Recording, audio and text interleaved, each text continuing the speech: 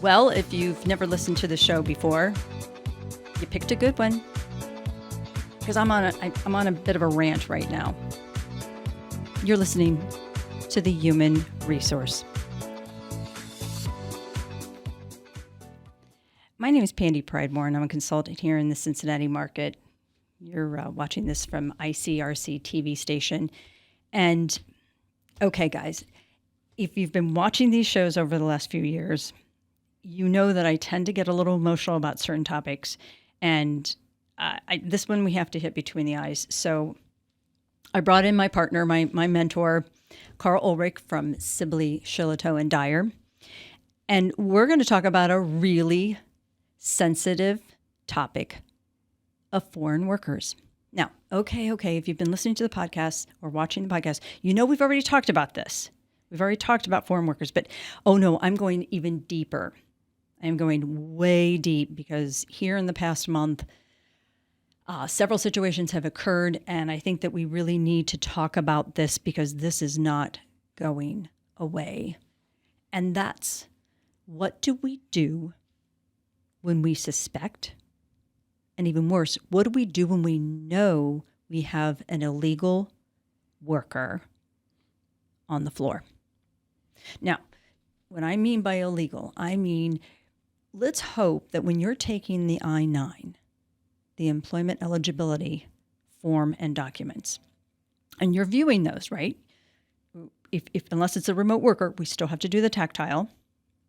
And if you're making copies traditionally, you're going to make copies of them. But what if you look at those, and you should be looking at them carefully, but what if you look at one of them and all of a sudden you realize the birth date says 1978, and the gentleman sitting in front of you looks like he could be your grandson? What do we do? And I'm going to go even further. Are you ready to face these kind of situations? Because if you haven't yet, there's a really good chance that you may, if you continue in your career as a human resource representative, or if you are going to continue acting as the HR rep for a company. So Karl's here, and he's going to walk us through, because I'm going to give him a couple scenarios here, and he's going to walk us through how employers are supposed to go around this. And Karl, let's start with the government agencies that oversee this. Sure. Well, a number of different government agencies oversee the foreign worker environment, if you will. And Immigration and Customs Enforcement, certainly one of the most important ones. They're the ones who are out there making sure that folks that are in the United States have legal basis for being here, who are working in the United States, have an authorization, legal authorization to do so. So they're, ICE, as we call it, is an important enforcement arm.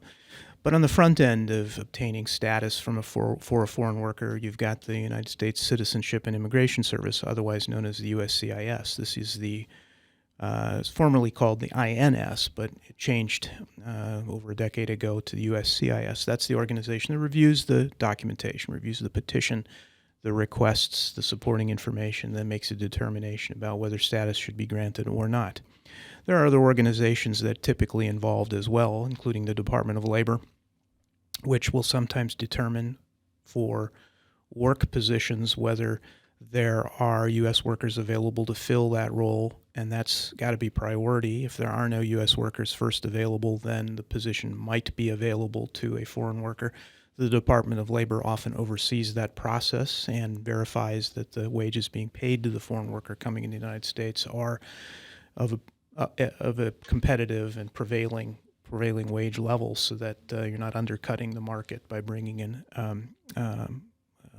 labor from outside the U.S.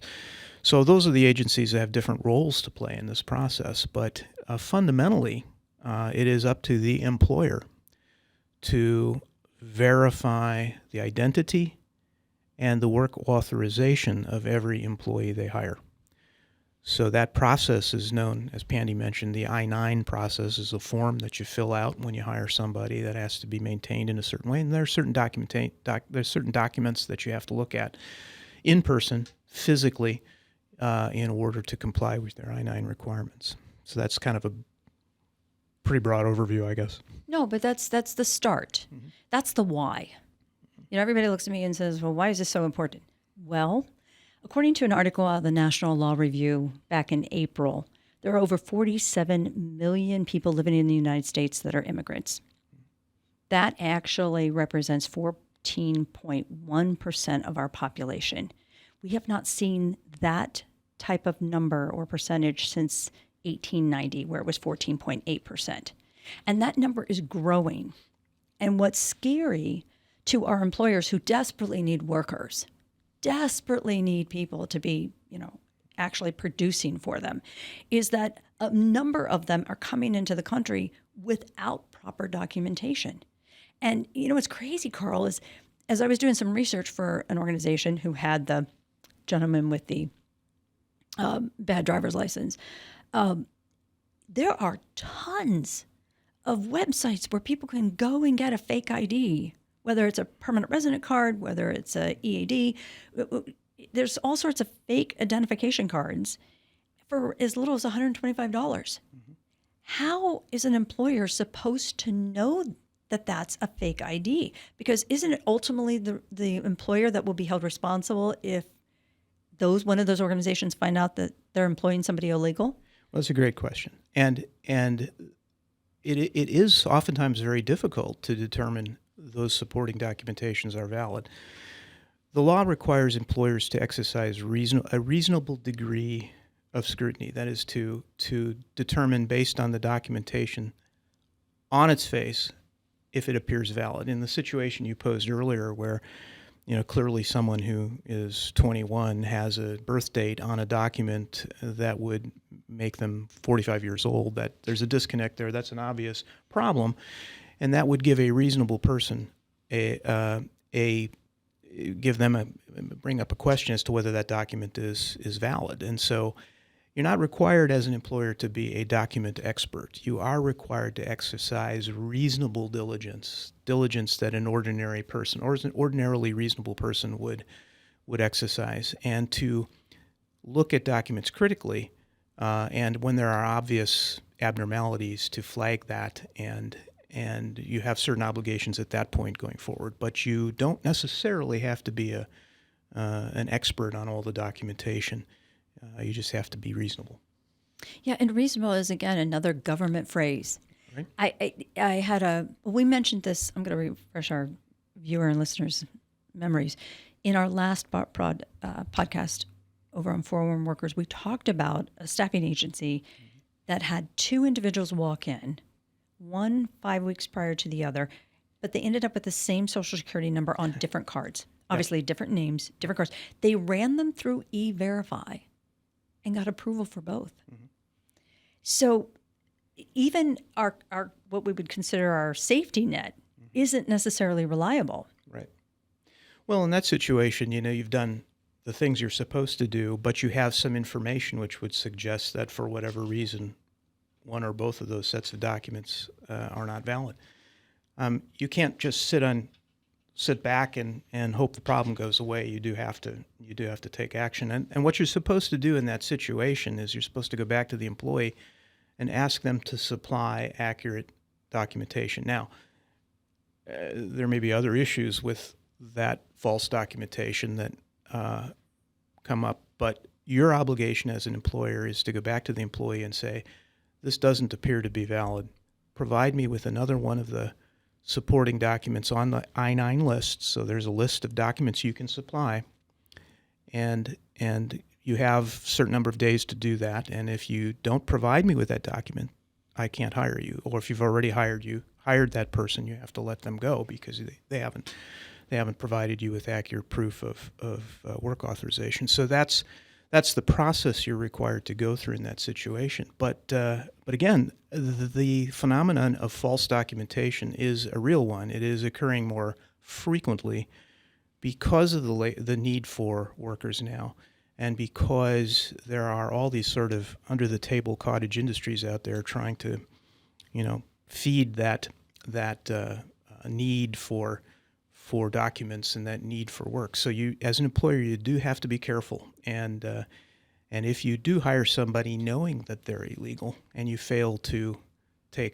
make appropriate response, either let that person go or you continue to employ them over a period of time knowing that they're illegal, you can run into some serious consequences, both from a civil fine standpoint, also criminal standpoint in certain cases. Well, elaborate on that, because there are employers out there that say, look, I'm not expected to be an expert, which we get that. Mm-hmm. But at the same time, if I turn a blind eye and pretend I didn't happen to notice, what are the consequences? How big can this get? It's different if you're negligent on one hand versus you have information that you know is false, or you know that that person is illegal, and for whatever reason you decide not to do the right thing. You continue to employ them. Those are different situations, right? So the negligence scenario may result in a fine or something less significant in terms of penalty. But if you are particularly if it's a pattern and practice of doing this, hiring and continuing to employ individuals you know who are illegal or do not have proper work authorization, that can be a serious thing. And particularly in a pattern and practice scenario, if you've done it over a course of time and with multiple employees, it can result in some criminal sanctions against the employer as well. Not to mention, ICE comes in and clears out your workforce and begins to put the illegal workers on a deportation track. So there are a lot of bad things that can happen if you're ignoring the obvious signs. Again, depends a little bit on your level of culpability as an employer. That will dictate the severity of the sanction. Well, and we have to just remind everybody, you've got to be careful acting in a discriminative manner. If you start personalizing this and going, oh, I don't trust him, I'm going to go back and double check his documents, but not double check her documents, or we're only going to do this group because they look a little different. I mean, am I not? Yeah, you got to do the 9-9 process for everybody, right? It's not just people who look like they might be from outside the United States. It's everybody has to supply that documentation. They have to do it within a certain period of time. The documentation has to be maintained. The I-9 forms have to be filled out. All the good stuff has to happen for everybody. And if an individual who may be foreign is authorized to work in the United States, they can't be discriminated against in a position simply because they're a foreign worker. As long as they're legal, as long as they have authorization, as long as they've checked all the boxes and they're more qualified than the U.S. person, they should be hired for that. You can't discriminate against them solely because of their citizenship. Having said all that, you just have to go through that process of verification for everybody in the same way, and you should have a process in place that you follow in every hiring situation, which is where Pandy comes in, because you do that an awful lot. I know. I do it a lot, and it's kind of scary because I found two the other day for a client, and I even called Indiana and I even called Kentucky and said, hey, these don't look right. We ran the numbers, we ran the socials, and they're non-existent. Right. Non-existent. So they asked the individuals what their birthdays were. They asked them what their social security numbers were, and neither of them could respond to either. So, and that's a pretty good indication. It's a real good indication, and it's just getting more and more prevalent. So let me ask you this: what happens if a tip is given to an employer? Hey, I know for a fact that those people aren't legal, and yet you're employing them. What are the guidelines for an employer to go back and re-verify? Well, in many cases, a tip has to be evaluated critically. If you're an employer, you have to think about where the tip is coming from. Who's the source? Mm-hmm. Are there other reasons why the tip might be valid? You have to almost be an investigator in order to assess this, but a lot of times these things can occur if there's a personality conflict between. There you go. The tipper and the tippee. There might be an issue going on in the workplace that you're not aware of. All kinds of reasons why that tip might not be valid, and there might be reasons why it would be. But you have to make a judgment call in many cases as to whether or not it's worth following up on. There's no one answer to that question, I think. And frequently in those situations, it might be worth bringing in somebody like Pandy or bringing in legal counsel or somebody to help you kind of walk through the evaluation of those things to determine whether follow-up might be required. I would normally, in most cases, want the employer to resolve doubts in favor of follow-up. It may not result in any action being taken, but better be safe than sorry, and particularly if there may be some indications that the tip may have some merit to it. Mm-hmm. Yeah. The page 2 was not signed on an individual, and a company went back to the individual and said, hey, I need to see your social and I think it was a driver's license or identification card, I forget, as item B. Mm-hmm. I need to see list B and list C again. Mm-hmm. And when the gentleman brought it forward, list C's social security card was an entirely different number than the copy that had been made originally when he started a year or so ago. So now they have 2 different cards, 2 different numbers on the exact same person. Yeah. This stuff is so real. Mm-hmm. And your insight is so important, but I think the bigger message you're trying to send here, if I can, is look, we need to make sure as companies that we're training the people who are taking the I-9s and give them the empowerment to, with an open mind, challenge the reasonable. Challenge it, partner. If you're taking the I-9 and you think that maybe there's something a little fishy, go partner with somebody and make sure that it's not a personal decision. And that includes your supervisors. Because again, we don't want to take foreign workers into the workplace and then start treating them differently. That's great advice. Karl, thank you. Thank you. Thanks for having me. I love it when we're together. It's great. My name is Pandy Pridemore, and you've been listening to The Human Resource. Let us know what interests you and come back again.